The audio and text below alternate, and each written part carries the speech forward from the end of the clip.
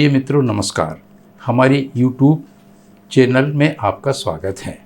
ये वीडियो हमारी राजनीतिक पार्टी पाराद, जो कि एक संक्षिप्त नाम है, कि एक प्रचार प्रसार सामग्री के रूप में आपकी सेवा में पेश है।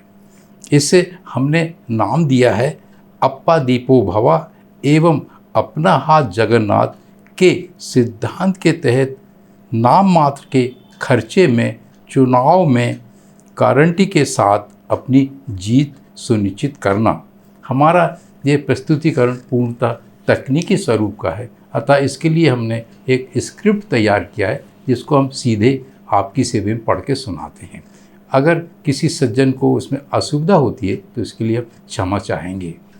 हमने भारतीय लोकतंत्र एवं निर्वाचन प्रणाली की ऐसी कमियों दोषों के विषय में एक वीडियो सीरीज, जिसका शीर्षक है विश्व के सबसे बड़े, महानतम एवं जीवंत लोकतंत्र का भंडाफोड़, में बताया है, जो वास्तव में भारत में ना तो वास्तविक लोकतंत्र को स्थापित होने देती हैं और ना ही वास्तविक जनप्रतिनिधित्व को ही सुनिश्चित होने देती हैं।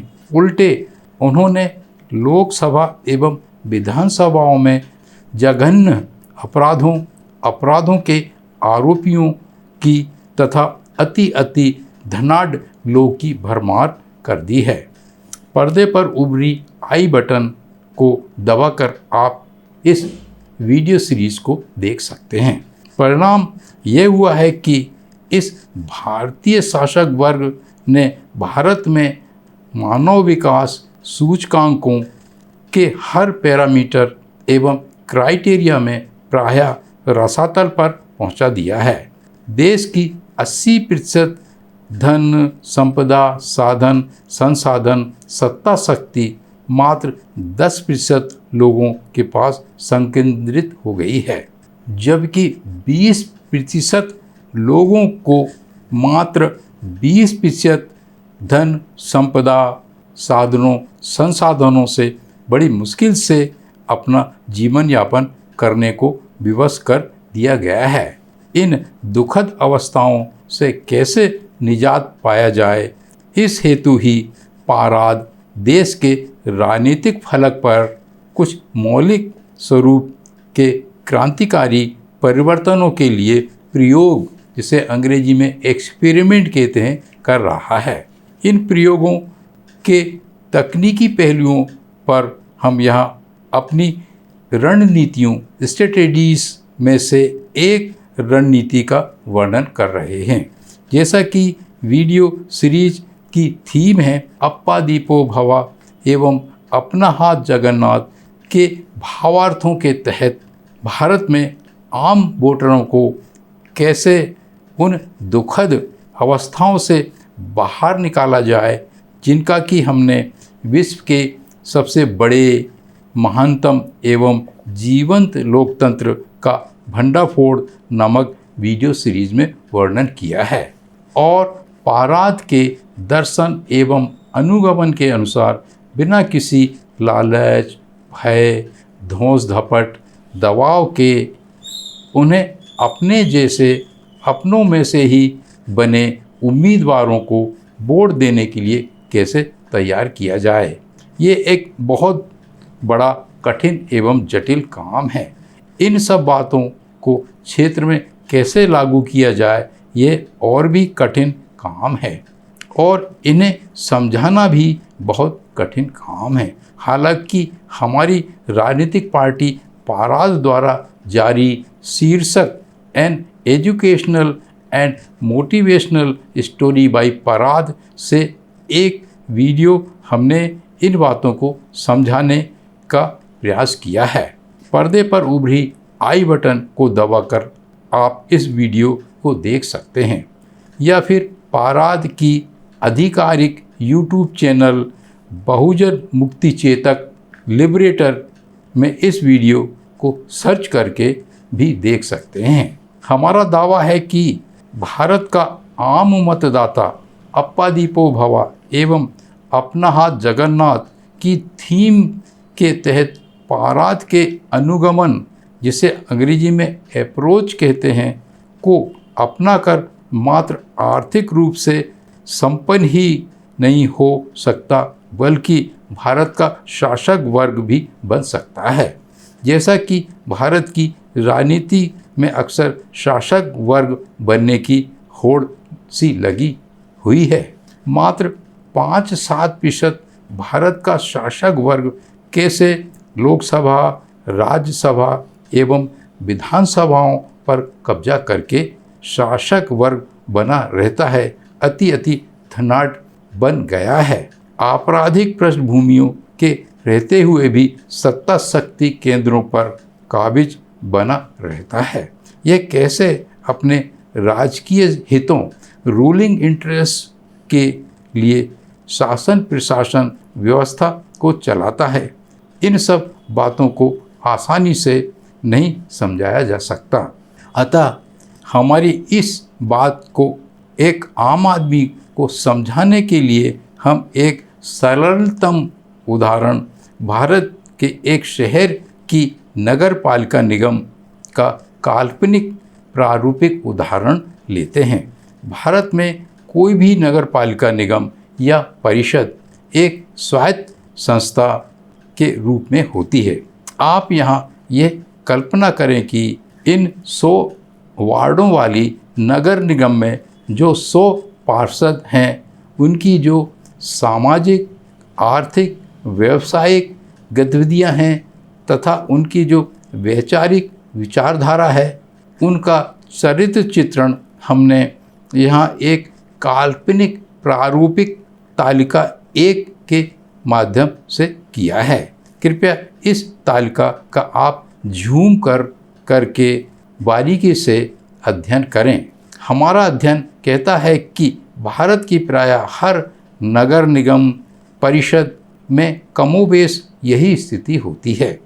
आप यहाँ ये माने कि इस 100 वार्डों वाली नगर निगम की जो परिषद कमेटी बनी है, वो भारतीय शासक वर्ग की ही है।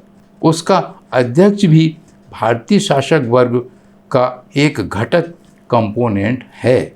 अब हम भारतीय शासक वर्ग की बनी इस परिषद कमेटी का इन मुख्य बिंदुओं में सूक्ष्मदर्शी अध्ययन करते हैं। पहला बिंदु, जैसा कि तालिका के कॉलम 3 में आप देख रहे हैं, प्रायः सभी पार्षद इस नगर के पॉश एवं विकसित कॉलोनियों वाले क्षेत्रों में निवास कर रहे हैं एवं तदनुसार सारी आधुनिक सुख सुविधाएं भोग रहे हैं।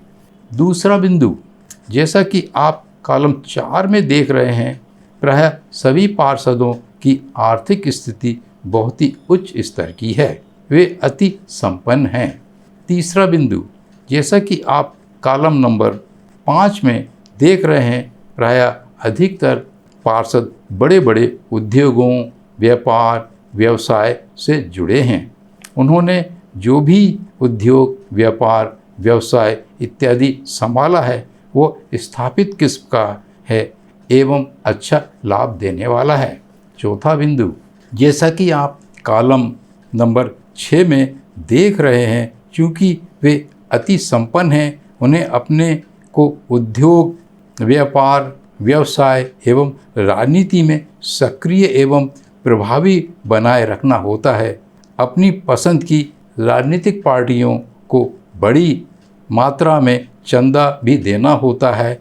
लाल फीता शाहों को भी बहुत राशि देनी होती है, अतः उनके हर माह के खर्च भी कई लाखों रुपयों में हैं।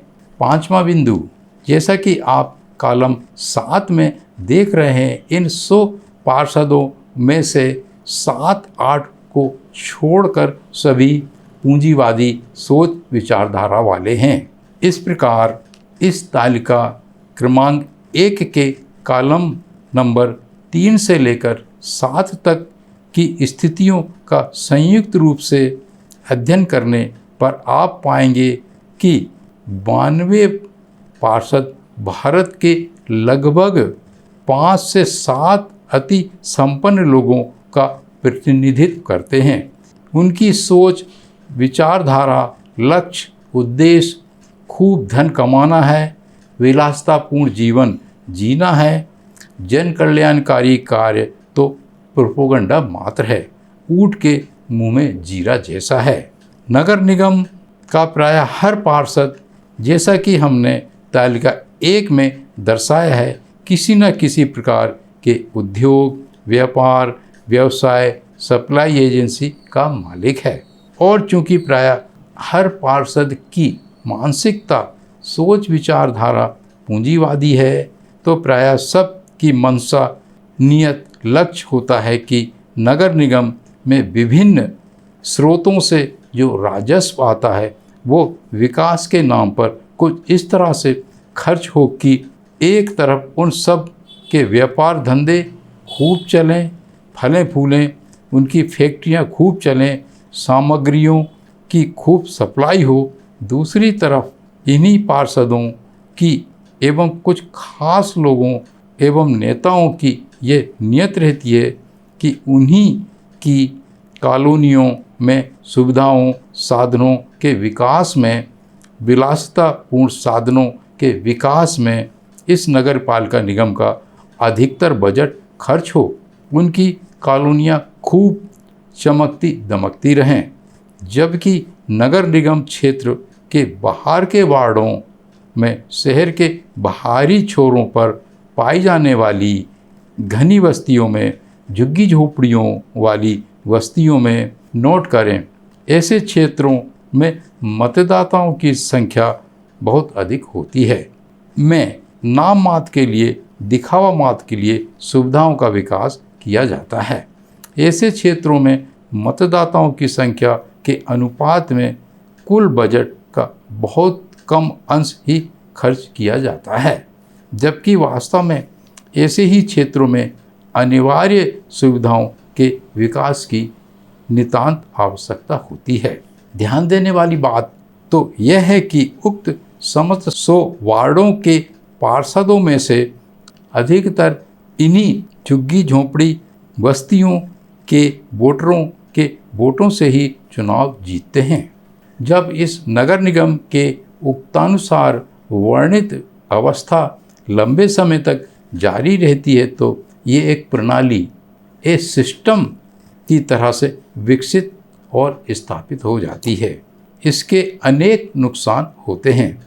इन सब का वर्णन करना यहाँ संभव नहीं है क्योंकि ये वीडियो बहुत लंबा हो जाएगा, लेकिन यह कुछ खास महत्वपूर्ण बातों को बताना आवश्यक है।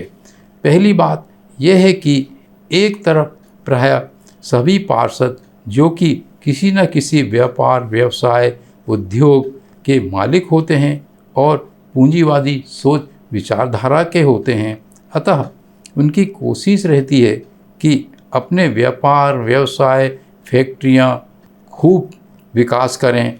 दूसरी तरफ उनकी यह भी नियत रहती है कि वे ही हमेशा के लिए पार्षद बनते रहें। यह कृपया नोट करें कि अगर कोई एक पार्षद हार भी जाता है तो उसके स्थान पर जो पार्षद जीतता है वो भी किसी न किसी व्यापार, व्यवसाय में लगा होता है, उद्योगपति होता है, वो भी करोड़ों रुपयों का आसामी होता है। तीसरी तरफ इन पार्षदों की नियत रहती है कि शहर के बाहरी क्षेत्रों की झुग्गी झोंपड़ियों में बसने वाले, शहर के बाहरी सीमाओं में बसी गरीबों की घनी बस्तियों में बसने वाले मतदाताओं को, जो प्रायः अशिक्षित भोले भाले होते हैं, जिन्हें भोजन, पानी एवं अन्य सामग्रियों, कपड़ा, कंबल, बर्तन इत्यादि की नितांत आवश्यकता होती है, चुनाव के समय इन सब चीज़ों को बांट कर, कुछ रुपया पैसा दे देकर उनके कीमती वोट लिए जाते रहें। दुर्भाग्य से ऐसे क्षेत्रों में शराब पीने वाले लोग भी बहुत होते हैं, अतः इन्हें शराब बांट कर उनके वोट ले लिए जाते हैं। किंतु संपन्न वर्गों की ये नियत भी रहती है कि उन्हें ऐसे ही दीनहीन, दरिद्र, अशिक्षित, धर्मांध, धर्मोन्मादी, अंधविश्वासी बनाकर रखा जाए। उनके क्षेत्रों बस्तियों में शिक्षा एवं स्वास्थ्य की अच्छी सुविधाओं को विकसित नहीं किया जाए, उन्हें वोट बैंक की तरह से इस्तेमाल किया जाता रहे। लेकिन पाराद का जो दर्शन है, उसके जो लक्ष्य हैं, उद्देश्य एवं अनुगमन है, वे पूर्णतः भिन्न हैं। हम चाहते हैं कि इस 100 वार्डों वाली नगर निगम में विभिन्न मुख्य समाजों के जो प्रतिशत हैं, उनके मान से इस नगर निगम में समानुपातिक प्रतिनिधित्व हो। साथ ही इस नगर निगम में जो परिषद सदन बने, उसमें कम से कम 30% की भागीदारी महिला पार्षदों की भी हो। इसके अलावा इस नगर निगम में जो पार्षद बने, वे सभी आर्थिक वर्गों के भी हों। इन सभी उद्देश्यों की पूर्ति के लिए तालिका 1, जो कि भारतीय शासक वर्ग द्वारा गठित की जाने वाली पार्षदों की सदन है, से बिल्कुल भिन्न तालिका 2 के अनुसार 100 पार्षदों वाली सदन के गठन की एक रूपरेखा तैयार की है। अगर हम इस तालिका 2 का विश्लेषण करते हैं तो यह वीडियो बहुत लंबा हो जाएगा। अतः निवेदन करते हैं कि इस तालिका को झूम करके बारीकी से इसका अध्ययन करें। इसकी खास विशेषताएं ये हैं कि पाराद जब इस नगर पालिका के चुनाव मैदान में उतरेगी तो वह नंबर 1 सभी प्रमुख जातियों के उम्मीदवारों को चुनाव में उतारेगी। नंबर 2, इसमें सभी प्रमुख जातियों की 30% महिलाएं भी होंगी। नंबर 3, विभिन्न प्रमुख जातियों के उम्मीदवारों में विभिन्न आर्थिक वर्ग के भी उम्मीदवार होंगे, अर्थात भारत में किस किस आर्थिक वर्गों का औसत प्रतिशत पाया जाता है, उसके हिसाब से इसकी औसत संख्या निर्धारित की गई है। अगर आप तालिका 2 का गहराई से अध्ययन करेंगे तो आप पाएंगे कि हमने पर्याप्त अनुपात में गरीबी रेखा के नीचे के, गरीबी रेखा के ऊपर के, मध्यम आय वर्ग के और उच्च आय वर्ग के उम्मीदवारों को भी यहाँ स्थान दिया है। नंबर 4, प्रमुख जातियों के प्रतिशत के भी हमने जो निर्धारण किया है वह राष्ट्रीय प्रतिशत के लगभग है। अब हम तालिका 3 का विश्लेषण करते हैं। ये तालिका 3 तालिका 2 का ही एक गोशवारा एस्पेक्ट है। इसकी राजनीति, लोकतंत्र एवं जनप्रतिनिधित्व के दृष्टिकोण से एवं पाराद के दर्शन, लक्ष्य, उद्देश्य, अनुगमन के दृष्टिकोण से ये विशेषता है कि जैसा कि लोकतंत्र में सिद्धांत है और एक गणित के द्वारा इसको समझाया जाता है, 49% बराबर 0 और 51% बराबर 100। इस फार्मूले का ये खुलासा है कि अगर कोई एक बात, तथ्य, फैक्ट है और उसे लागू करना है, उसे स्वीकार एवं अथवा अस्वीकार करना होता है, तो वह बहुमत, मेजॉरिटी के अनुसार ही होता है। उदाहरण के लिए जैसा कि हम भारत में देखते हैं, अगर देश में लोकतंत्र में कोई बिल पास करना होता है, कोई कानून लागू करना होता है, तो बहुमत के आधार पर ही वो स्वीकार एवं अथवा अस्वीकार होता है। अर्थात अगर किसी एक बिल, कानून के समर्थन में कुल डाले गए मतों में से 51% मत, जिन्हें हम बहुमत कहते हैं, पढ़ते हैं, तो वह बिल, कानून पास, स्वीकृत माना जाता है। बाद में उसे लागू करने की प्रक्रिया चालू की जाती है। और अगर 49% मत, जिन्हें हम अल्पमत कहते हैं, पढ़ते हैं, तो वह बिल, कानून फेल, अस्वीकृत माना जाता है। अभी तक हमने जो बातें बताई हैं उन्हें सभी लोग जानते समझते हैं, लेकिन ये जो बहुमत का आंकड़ा 51% कैसे प्राप्त किया जाए? लोकतंत्र में बस इसी जादुई आंकड़े के इर्द गिर्द भारत की राजनीति घूमती है। इसी के लिए उठापटक, जद्दोजहद चलते रहते हैं। सारे अच्छे बुरे घृणित हथकंडे अपनाए जाते हैं।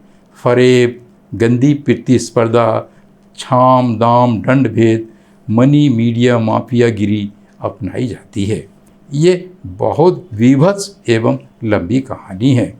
वे लोग जो चुनाव मैदान में उतरते हैं वे इन्हें बहुत अच्छी तरह से जानते समझते हैं। हमारी इस प्रारूपिक काल्पनिक 100 सीटों वाली नगर निगम में अगर पाराद के बैनर तले कम से कम 51 बहुमत पार्षद विजयी हो जाते हैं तो फिर वे नगर शहर के विकास के लिए एवं जनता के कल्याण के लिए अपनी पसंद से अपनी प्राथमिकता के आधार पर कार्य करेंगे, स्कीम प्रोजेक्ट बनाएंगे, तदनुसार बजट आवंटित कर उनका क्रियान्वयन करेंगे। जब आप तालिका 3 के आंकड़ों का अध्ययन करेंगे तो आप पाएंगे कि हमने अधिकतर उन जातियों, सामाजिक वर्गों को चुनाव मैदान में उतार कर पार्षद बनाने का लक्ष्य रखा है, जिनकी समाज में एक तरफ जनसंख्या अधिक है, साथ ही साथ वे गरीबी रेखा के नीचे के हैं, गरीबी रेखा के ऊपर के हैं एवं मध्यम आय वर्ग में आते हैं।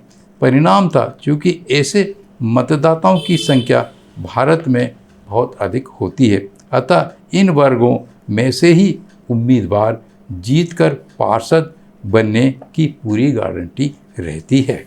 इस जीत को और भी पक्की गारंटी के साथ जीतने में पाराद के अप्पा दीपो भवा एवं अपना हाथ जगन्नाथ के तहत मत समन्वय, मत साझेदारी, मत युग्मन समूहन एवं दीमक अनुगमन के सिद्धांत भी काम करेंगे।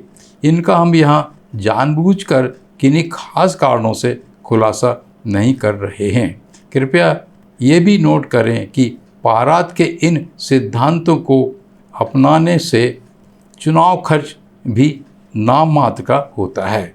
तालिका 3 के नीचे जो मुख्य समूहों की जानकारी दी गई है उसके अनुसार अगर हम मुख्य वर्गों जैसे कि अनुसूचित जातियों, अनुसूचित जनजातियों एवं पिछड़ा वर्गों एवं पिछड़ी जातियों के मात्र गरीबी रेखा के नीचे के, गरीबी रेखा के ऊपर के एवं मध्यम आय वर्ग के उम्मीदवारों, पार्षदों का संयोजन करेंगे तो कुल मिलाकर इनकी संख्या 69 हो जाती है, जो 100 सदस्यों की सदन में बहुमत 51% से काफ़ी ज़्यादा है।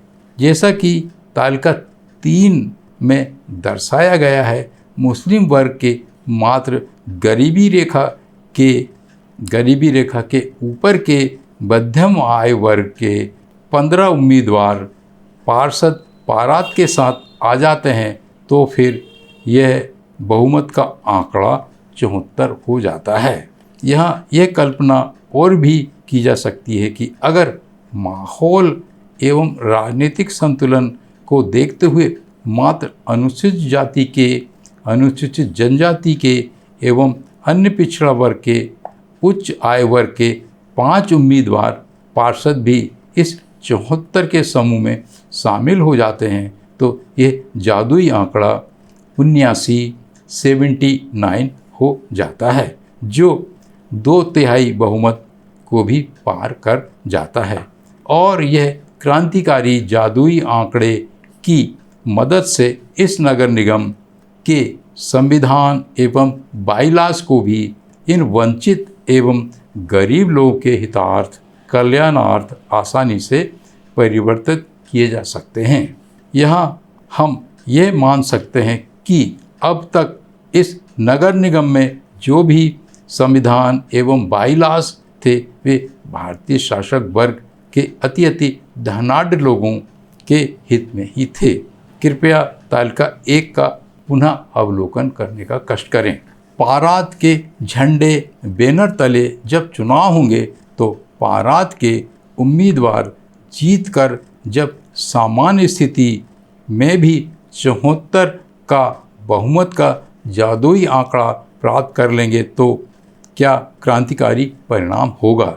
इनमें से कुछ खास बातों का हम अति संक्षेप में इस प्रकार से वर्णन करते हैं।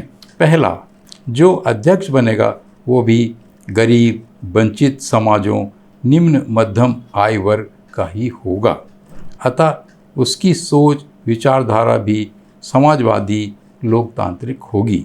दूसरा, शहर के विकास के लिए जो योजनाएं, प्रोजेक्ट प्लान बनेंगे और तदनुसार बजट आवंटन होंगे, उनमें इस प्रकार की प्राथमिकताएं होंगी। शहर के बाहरी झुग्गी झोंपड़ी क्षेत्रों के उन्मूलन एवं उनके स्थान पर न्यूनतम सुविधाओं से युक्त मकानों का निर्माण किया जाएगा, क्योंकि शहर के बाहरी एवं झुग्गी झोंपड़ी क्षेत्रों में मतदाताओं की संख्या बहुत अधिक होती है और इनके दम पर कोई भी पार्षद चुनाव जीतता है। अधिकतर गरीबी रेखा के नीचे के, गरीबी रेखा के ऊपर के तथा मध्यम आय वर्ग के लोगों के लिए परिवार मूलक एवं क्षेत्र मूलक अर्थात ऐसे क्षेत्र, मोहल्ले, बस्तियों जहां ऐसे लोग बसते हैं, उन जन कल्याणकारी योजनाओं का निर्माण होगा एवं उनका क्रियान्वयन होगा, क्योंकि इन्हीं लोगों के मतों से ही इन्हीं वर्गों के पार्षद जीतकर सदन में गए हैं। शहर के बाहरी उपेक्षित क्षेत्रों में व्यावसायिक परिसरों का निर्माण इन्हीं क्षेत्रों के वंचित, शिक्षित एवं बेरोजगार युवक युवतियों को इन व्यावसायिक परिसरों के निर्माण में की गई दुकानों, गुमठियों इत्यादि को मालिकाना हक देने के आदेश को जारी किया जाएगा। कृपया नोट करें, इनसे अपार स्थायी रोजगार विकसित होंगे। शहर के बाहरी उपेक्षित क्षेत्रों के वार्डों में ITI प्रशिक्षण केंद्रों, अन्य व्यावसायिक कॉलेजों का निर्माण, विकास एवं पुराने हो चुके शिक्षण संस्थानों का आधुनिकीकरण कर उनमें BPL, APL एवं मध्यम आय वर्ग के परिवारों के युवक युवतियों के लिए प्रशिक्षण, शिक्षा दीक्षा की उत्तम व्यवस्था, वो भी निःशुल्क अथवा न्यूनतम शुल्क के आधार पर प्रदान की जा सकेगी। उक्त उपबिंदु के अनुसार प्रशिक्षित एवं शिक्षित युवक युवतियों को आर्थिक इत्यादि सहायता देकर स्थायी रोजगार की व्यवस्था की जा सकेगी। नगर निगम में रिक्त पदों, खासकर आरक्षित वर्गों के रिक्त पदों की भर्ती कर योग्य युवक युवतियों को स्थायी रोजगार की व्यवस्था की जा सकेगी। तीसरा बिंदु, नगर निगम क्षेत्र में विकास कार्यों में, निर्माण कार्यों में एवं मरम्मत रखरखाव कार्यों में मानव श्रम का अधिक से अधिक उपयोग करके, अर्थात मशीनों, यंत्रों, उपकरणों का कम से कम उपयोग करके जिन BPL, APL मध्यम आय वर्ग के वोटरों से जो पार्षद जीते हैं, उन्हें रोजगार दिलाया जा सकेगा। यह बिंदु हमारे लिए इस वीडियो की महत्वपूर्ण बिंदु है। जैसा कि आपने देखा होगा, किसी भी नगर निगम में हजारों प्रकार के निर्माण, विकास, मरम्मत, रखरखाव के कार्य चलते रहते हैं। हम इनका विवरण नहीं दे सकते क्योंकि यह वीडियो बहुत लंबा हो जाएगा।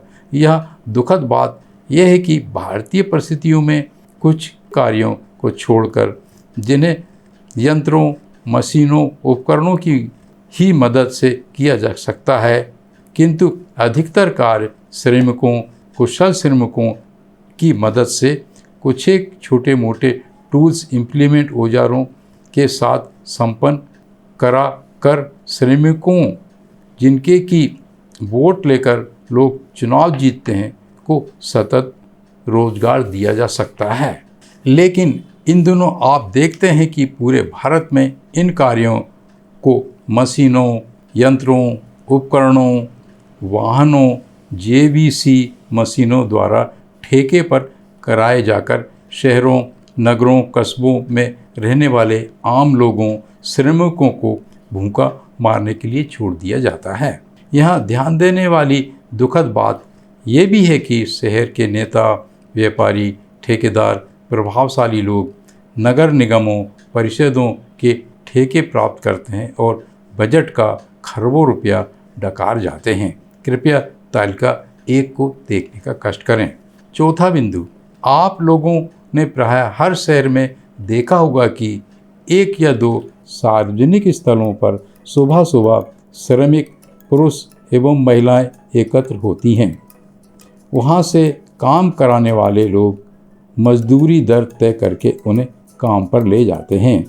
ऐसे स्थानों पर ना तो छाया की व्यवस्था होती है, ना ही मूत्रालय, शौचालय की व्यवस्था होती है, जबकि वहाँ पर श्रमिक 3-3, 4-4 घंटों तक खुली धूप में, वर्षा में खड़े बैठे रहते हैं। महिला श्रमिकों को तो बहुत तकलीफ होती है। कई बेचारी महिला श्रमिकों को तो अर्जेंट कॉल आने की स्थिति में वापस लौट जाना पड़ता है। वे बेचारी रोजगार से वंचित रह जाती हैं। कृपया नोट करें, हम स्वयं भी अपनी युवा अवस्था में वर्षों तक उक्त स्थानों पर जाकर खड़े रहे हैं और श्रमिक के रूप में कार्य किए हैं। अतः भारत का शहरी श्रमिक क्या क्या पीड़ाएं झेलता है हम अच्छी तरह से जानते हैं। आप कल्पना कीजिए कि अगर पारात के दर्शन, उद्देश्य, लक्ष्य एवं अनुगमन के मान से तालिका 3 के अनुसार इस नगर निगम की परिषद का गठन होता है तो बड़ी आसानी से पहली बात, एक अच्छी गुणवत्ता वाला एवं पर्याप्त सुविधाओं वाला श्रमिक शेड का निर्माण किया जा सकेगा। दूसरा, इस श्रमिक शेड में एक श्रमिक प्लेसमेंट केंद्र काउंटर भी होगा, जिसकी सहायता से न्यूनतम मजदूरी एवं समय पर पूरी मजदूरी का भुगतान करना सुनिश्चित कराया जा सकेगा। यह केंद्र कुछ इस तरह से काम करेगा जैसे कि महानगरों में auto rickshaw, taxi, prepaid booth होते हैं। तीसरा, दीगर श्रमिक कल्याण की, उनके स्वास्थ्य की, शिक्षा की, उनके बच्चों की देखरेख की, पालना गृह, मिल्चिंग रूम की व्यवस्था भी बड़ी आसानी से की जा सकेगी इत्यादि।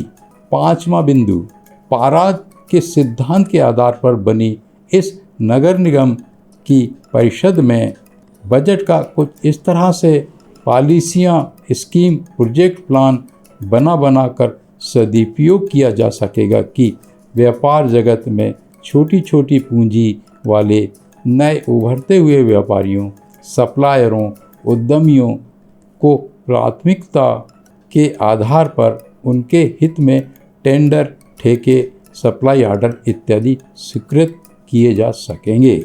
छठवां बिंदु, इस नगर निगम के बाहरी पिछड़े क्षेत्रों को प्राथमिकता देते हुए विकास कार्यों, निर्माण कार्यों, जन सुविधाओं वाले निर्माण कार्यों इत्यादि के लिए जो प्रोजेक्ट प्लान, स्कीम तैयार की जाएगी एवं आवश्यकताओं के आधार पर समानुपातिक रूप से इनके लिए बजट आवंटित किए जाएंगे, न कि पूर्व से ही विकसित पॉश कॉलोनियों में बजट खपाया जाना। सातवां बिंदु, इस नगर निगम की ये नीति होगी कि वह व्यापार, उद्योगों, फैक्ट्रियों के लाइसेंस देते समय इन सब का ध्यान रखेगी कि नए उभरते हुए छोटे छोटे प्रशिक्षित ITI, BE सर्टिफिकेट डिग्रीधारी व्यापारियों, उद्यमियों, फैक्ट्री के मालिकों को प्राथमिकता देगी उन्हें ऐसे क्षेत्र में उद्योग व्यापार खोलने के लिए कम से कम कीमत पर लीज पर ज़मीनें देगी, जहां गरीबी रेखा के नीचे के, गरीबी रेखा के ऊपर के एवं मध्यम आय वर्ग के लोग ज़्यादा संख्या में निवास कर रहे हैं, न कि पूर्व से ही विकसित बड़े बड़े एवं स्थापित व्यापार उद्योग फैक्ट्रियों के मालिकों को और ऐसे क्षेत्रों को जहां पूर्व से ही औद्योगिक क्षेत्र विकसित हैं। इन दिनों भारत में बुलडोजर संस्कृति बड़े जोरों पर है। झुग्गी झोंपड़ियों, गरीब बस्तियों में ही अधिकतर बुलडोजर चलाए जाते हैं और उन्हें बड़ी बेरहमी से उजाड़ दिया जाता है। आपने शायद ही किसी पॉश कॉलोनी को बुलडोजर से उजड़ते हुए देखा होगा, क्योंकि उनमें तालिका 1 के लोग रहते हैं और इनमें रहने वाले ही सत्ता शक्ति का दुरुपयोग करके झुग्गी झोंपड़ी गरीब बस्तियों पर बुलडोजर चलवाते हैं। अब आप कल्पना कीजिए कि अगर तालिका 2 के अनुसार नगर निगम की परिषद गठित होती है और सत्ता शक्ति झुग्गी झोंपड़ी गरीब बस्तियों में से ही बने पार्षदों के पास होगी, तो संभव ही नहीं है कि इन बस्तियों पर बेदर्दी से बुलडोजर चलाए जाएं। उल्टे नगर निगम की परिषद ऐसे पिछड़े उपेक्षित क्षेत्रों को नियमित विधिमान करके विकसित करेगी। 8वां बिंदु, पाराद के बैनर तले बनी इस नगरपालिका परिषद का ये उद्देश्य होगा कि भारत के संविधान की उद्देशिका में जो लोकतंत्रात्मक समाजवादी समाज, जिसे अंग्रेजी में डेमोक्रेटिक सोशलिस्टिक सोसाइटी कहते हैं, के निर्माण का जो परम लक्ष्य रखा गया है, के तहत सार्वजनिक संस्थागत धन दौलत साधन संसाधनों का चंद लोगों के पास संकेंद्रीकरण कंसंट्रेशन नहीं होने दे और इस लक्ष्य को बड़ी ही आसानी से प्राप्त किया जा सकेगा, क्योंकि इस परिषद में जो 2/3 बहुमत आम जनता में से ही चुने गए गरीब मध्यम आय वर्ग के लोगों का ही है। विद्वान दर्शकों, इस वीडियो के माध्यम से हमने अनेक रहस्यमयी बातों को समझाने का प्रयास किया है।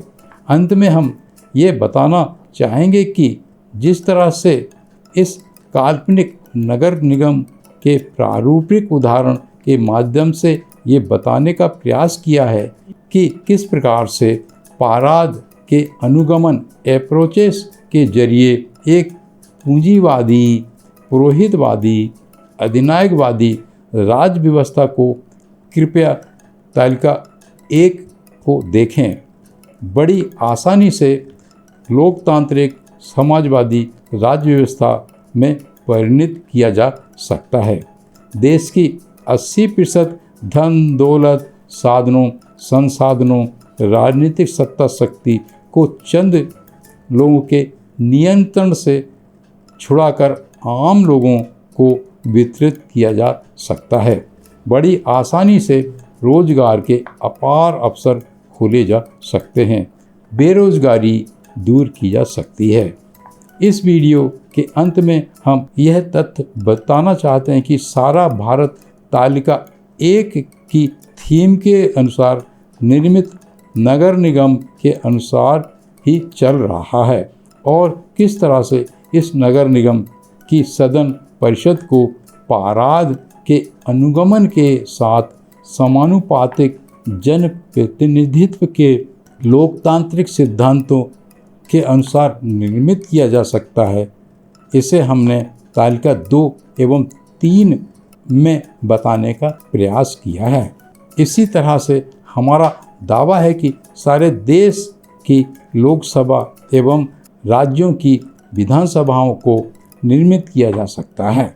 सबसे महत्वपूर्ण बात यह है कि देश को पुरोहितवादी, पूंजीवादी राज व्यवस्था से लोकतंत्रात्मक समाजवादी राज्य व्यवस्था की ओर बड़ी आसानी से ले जाया जा सकता है। कृपया हमारे इस प्रचार प्रसार सामग्री के रूप में बनाए गए वीडियो को अधिक से अधिक शेयर करें, बैठकों, आयोजनों इत्यादि में दिखाने का कष्ट करें। पुनः नमस्कार।